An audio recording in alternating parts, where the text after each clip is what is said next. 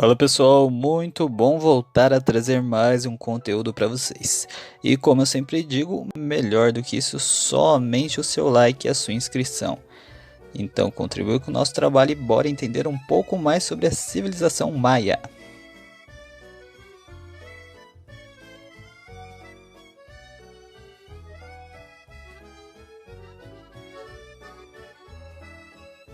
No vídeo de hoje falaremos um pouco mais sobre a organização social e religião, ambas incrivelmente ricas e sofisticadas.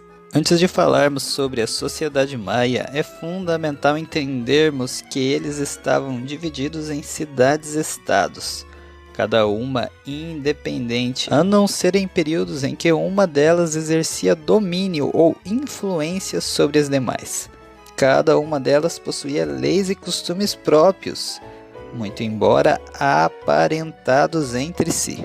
Cada cidade-estado maia era regida por um alakvinik, uma espécie de governador, cujo cargo era hereditário e exercido sempre pelo filho mais velho do governador anterior, embora ele não governasse sozinho.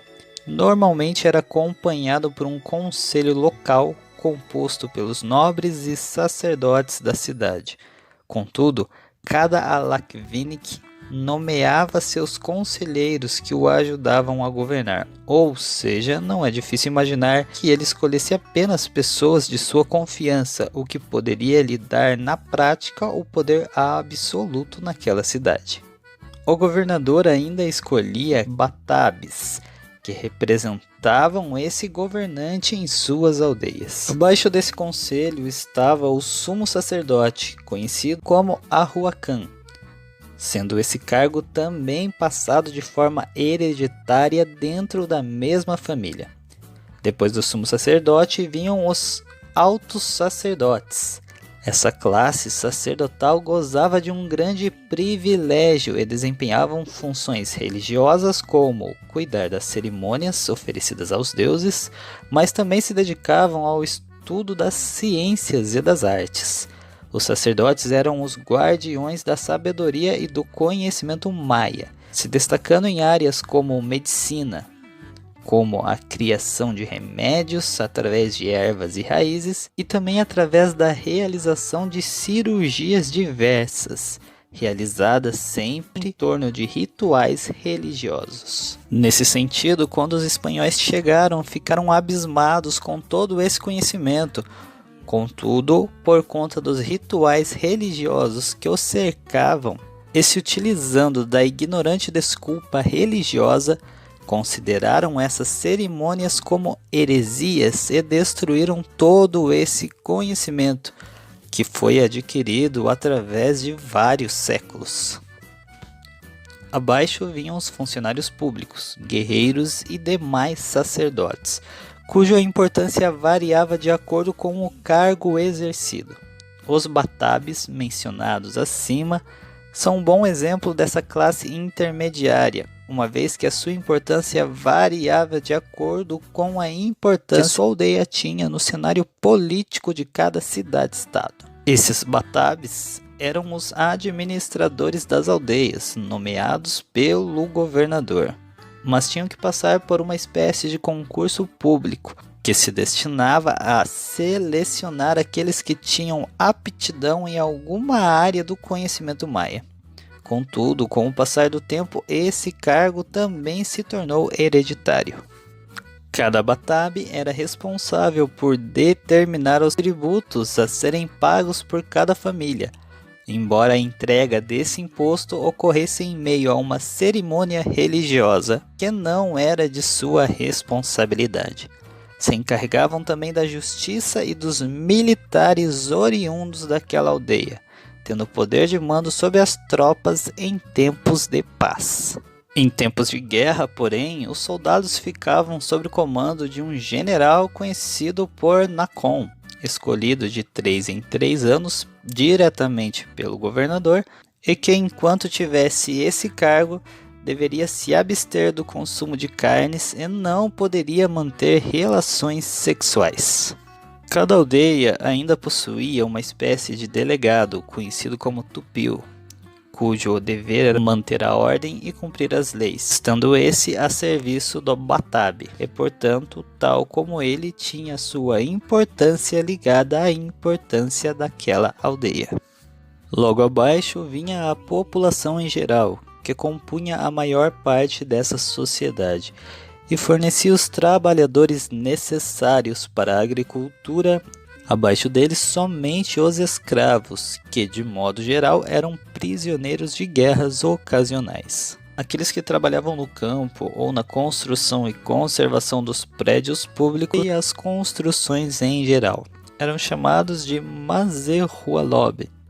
E fora do período de plantio ou da colheita, também eram os artistas, pintores e escultores maias. Normalmente moravam nas regiões periféricas, tendo longas e cansativas caminhadas para poder chegar até os setores de produção agrícola. Dentro da sociedade maia, a diferença entre as classes era marcante, sendo visível aos olhos de todos, uma vez que as pessoas eram diferenciadas pela vestimenta ou pelo tipo de pintura que utilizavam. Por exemplo, os solteiros se pintavam da cor preta, enquanto que os casados se utilizavam do vermelho, e o vermelho junto do preto era utilizado para diferenciar os guerreiros, enquanto que os sacerdotes vestiam ou se pintavam de tons de azul. A religião maia, tal qual ocorria com os incas e os astecas, estava intimamente ligada a tudo o que se fazia nessa sociedade. E assim, todas as funções se legitimavam através dos rituais religiosos. A religião politeísta, como as demais, começou provavelmente como um culto à natureza, ou seja, procurava se agradecer aos deuses em troca de boa colheita. Contudo, essa religião se sofisticou, chegando ao estágio conhecido por astrobiológico, ou seja, em que os planetas e os corpos celestes em geral possuem vida própria, sendo sua localização no espaço determinante para tudo o que acontecia com essa civilização.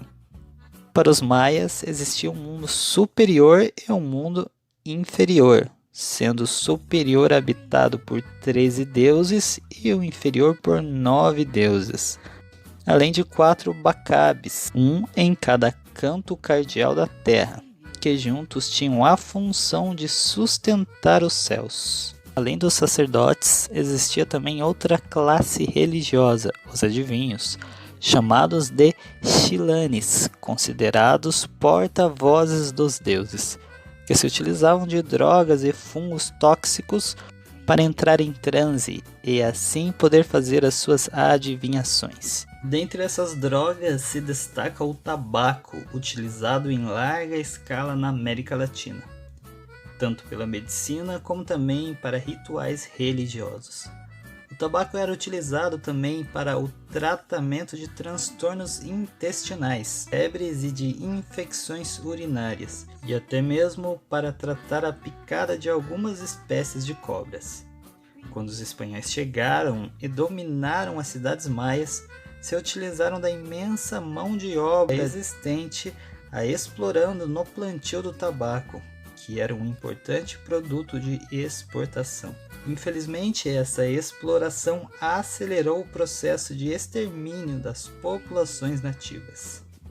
Infelizmente, as realizações culturais dos maias são pouco conhecidas por conta de que uma boa parte de sua escrita hieroglífica continua até hoje sem tradução. Sabemos, no entanto, que os maias foram hábeis matemáticos, conhecendo, por exemplo, a utilização do zero.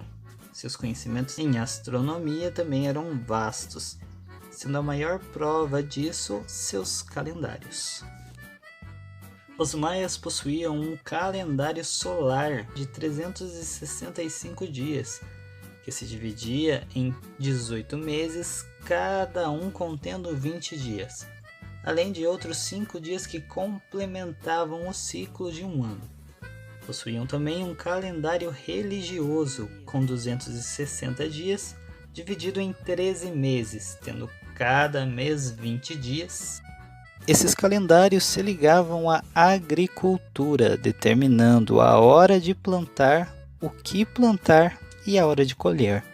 A arte, tal qual ocorria em quase toda a Mesoamérica, se expressava na maioria das vezes pela arquitetura, que era normalmente repleta de figuras e representações religiosas, sendo utilizada como complemento diversas esculturas que tanto podiam ser apenas para decoração, como para enaltecer alguma divindade ou um líder local.